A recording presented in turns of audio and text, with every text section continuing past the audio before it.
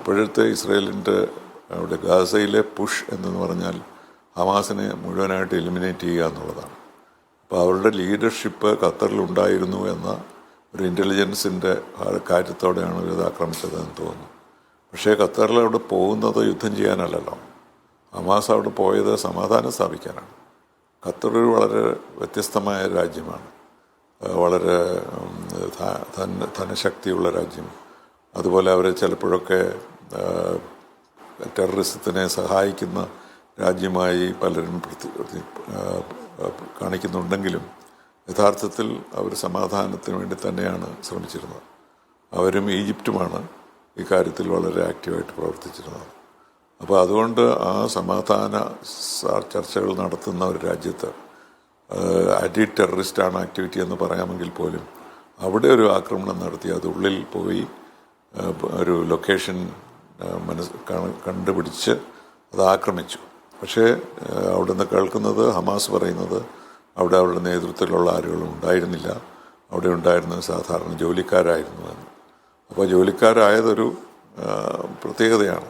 പക്ഷേ യഥാർത്ഥത്തിൽ അവർ അറ്റാക്ക് ചെയ്യാൻ ശ്രമിച്ചത് ഹമാസ് ലീഡർഷിപ്പിനെ തന്നെയാണ്. അതുകൊണ്ട് കുറേ ആളുകൾക്ക് ജീവിതം നഷ്ടപ്പെട്ടു. അങ്ങനെയുള്ള സിറ്റുവേഷനിലാണ്. അതുകൊണ്ട് ഇതിന് ദുർവ്യാപകമായ പ്രാധാന്യമുണ്ട്.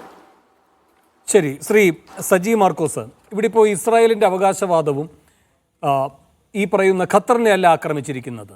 ദോഹയിൽ ഹമാസിൻ്റെ ബുദ്ധി കേന്ദ്രങ്ങളുണ്ട്, തലവന്മാരുണ്ട്, അവശേഷിക്കുന്ന നേതാക്കന്മാർ. അവരെ ഇല്ലായ്മ ചെയ്യാനായി സൂക്ഷ്മമായി കൃത്യതയോടെ അവിടെ മാത്രം നടത്തിയ ആക്രമണം എന്നാണ്. പക്ഷേ അങ്ങനെ ഒരു ന്യായവാദം അംഗീകരിച്ചു കൊടുക്കാൻ കഴിയുമോ? കാരണം ഓഗസ്റ്റ് 31 ഇസ്രായേലിൻ്റെ defence force chief of staff Eyal Zamir പറയുകയാണ്, most of the remaining Hamas leadership is abroad and we will reach them as well. അപ്പോൾ ഇത് ഖത്തറിനെ സംബന്ധിച്ച് അവരെ ജാഗ്രതപ്പെടുത്തിയ ഒരു പ്രസ്താവനയായിരുന്നു.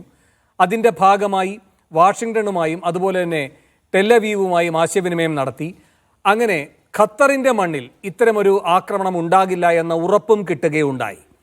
എന്ന് മാത്രവുമല്ല, എല്ലാവർക്കും അറിയുന്നത് പോലെ 2012 മുതൽ ഹമാസിൻ്റെ ഒരു ആസ്ഥാനം അവിടെ പ്രവർത്തിക്കുന്നുണ്ട് എങ്കിൽ പോലും ഈ ട്രംപിൻ മുന്നോട്ട് വച്ചിരിക്കുന്ന സമാധാന ചർച്ചകളുടെ ഭാഗമായുള്ള ഇപ്പോഴത്തെ നീക്കങ്ങൾ, അതിനുവേണ്ടി കണ്ടെത്തിയിരിക്കുന്ന ഓഫീസും വീടുമൊക്കെയുള്ള ആ കെട്ടിട സമുച്ചയത്തിൻ്റെ ഒരു ഭാഗം, ഇതെല്ലാം അമേരിക്കയുടെ അറിവോടെയാണ്, ഇസ്രായേലിൻ്റെ അറിവോടെയുള്ളതാണ്.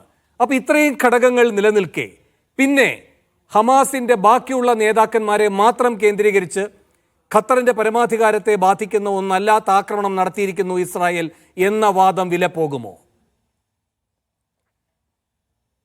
വേണു, അങ്ങനെ ഒരു വാദം വിലപ്പോകില്ലെന്നുള്ളതാണ് യാഥാർത്ഥ്യം. കാരണം ഇവരുടെ ഉദ്ദേശം എന്തു തന്നെയായിരുന്നു, ഈ ഹമാസിനെ ഇല്ലായ്മ ചെയ്യുകയാണ് അവരുടെ ഉദ്ദേശമെങ്കിൽ മറ്റൊരു പരമാധികാര രാജ്യത്ത് കടന്നു കയറിയാണ് ഈ ആക്രമണം നടത്തിയിരിക്കുന്നത്.